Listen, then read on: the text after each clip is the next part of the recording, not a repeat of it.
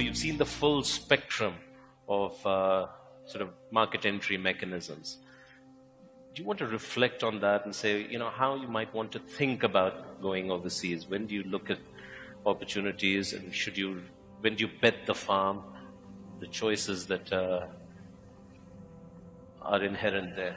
I think we all need to have a sense of pride in what we do.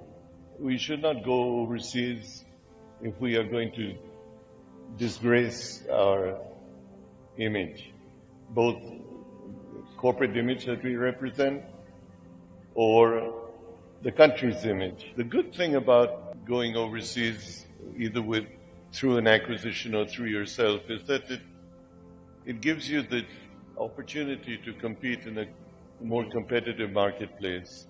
One may think, why would you want to be in the UK with a car company? To have access to technologies and things that you can actually reversely bring here is a great plus. And if you blur the issue of boundaries, color of skin, culture, and so on, and can merge this into one strong entity, then you've got to assume that over time, good things are going to most likely happen. In pursuit of systemic excellence, does it curb individual genius somewhere? Because being so big on innovation, you need a spark of genius here and there. So, systemic excellence definitely makes friction-free function, but at the same time it could become too sedate and there's no spark of genius. So how do you manage between this pursuit of excellence and efficiency versus individual genius? I think innovation has to be the environment that you create around yourself. If I might mention companies, Apple was innovative when Steve Jobs first did it, but the board pushed him out because he was considered a failure and he was fired. And then the company brought him back as CEO when it was almost bankrupt some years later, and he built what today is probably the most valuable company in the world.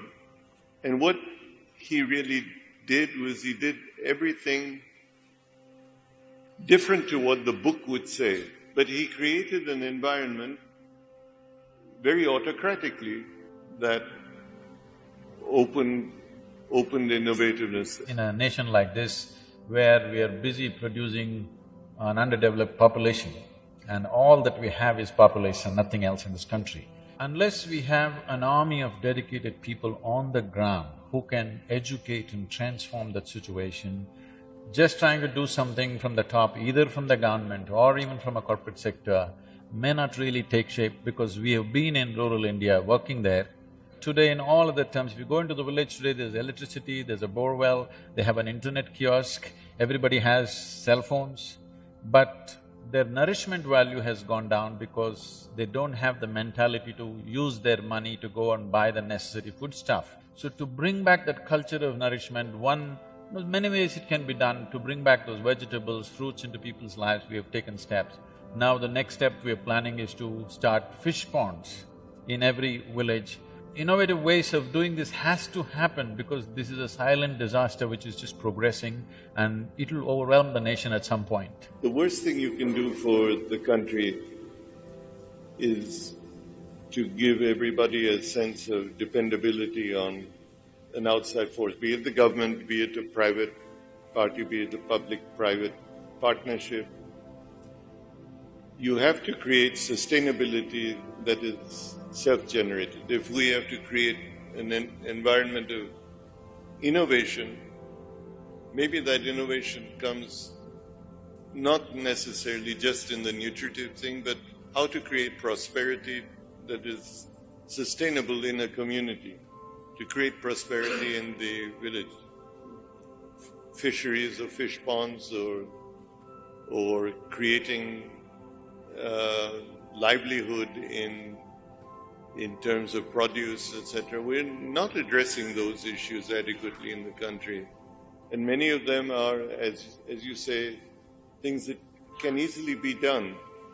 And if the nutritive value of what we eat has diminished over time, it's because we have allowed it to diminish and we have not been innovative in terms of addressing this. Is this beginning to perhaps influence the priorities of the trusts that you chair in any way, moving some of the grant making into some of these newer issues?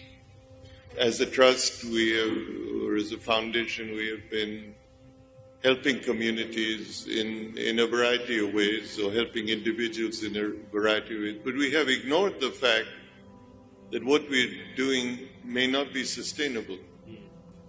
And if we want to take what we're giving to one NGO or one rural group and replicate it in another, you can't pull out, because when you pull out, that NGO collapses, that community collapses, then you've done something wrong. You built a dependency. You have created a complacency factor that money flow is going to come, be it from the government, be it from a trust, be it from a company. And the company or the trust has failed in not providing something that makes that community stronger, makes it more productive, gives it a sense of wanting to do something for itself, creates pride in what it stands for. And perhaps we have to change what we are doing to be idea givers rather than money givers.